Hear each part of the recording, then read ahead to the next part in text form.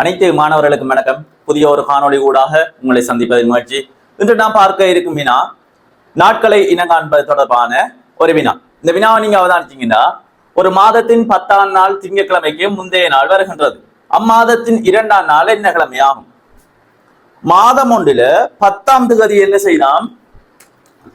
10ஆம் திகதி திங்கட்கிழமைக்கு முந்தைய நாள். அப்ப திங்கட்கிழமைக்கு முதல் நாள் என்ன கிழமையாக காணப்பட போது? ஞாயிற்றுக்கிழமையாக காணப்பட போகுது. எனவே முதல் நாள் என்ன? ஞாயிறு. அவங்க கேட்கிறது என்ன? 2ஆம் நாள். 2ஆம் நாள் என்ன? 2ஆம் திகதி என்ன கிழமை என்று கேட்கிறாங்க.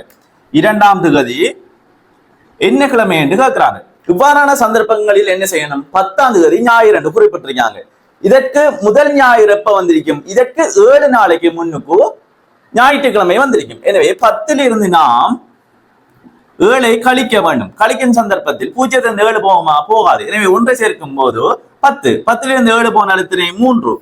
3ஆம் திகதி என்ன கிழமையாக காணப்பட்டிருக்கும்? ஞாயிற்றுக்கிழமையாக காணப்பட்டிருக்கும். ஆனால் அவங்கள் வினாவியது எத்தனையாம் திகதி? 2ஆம் திகதி.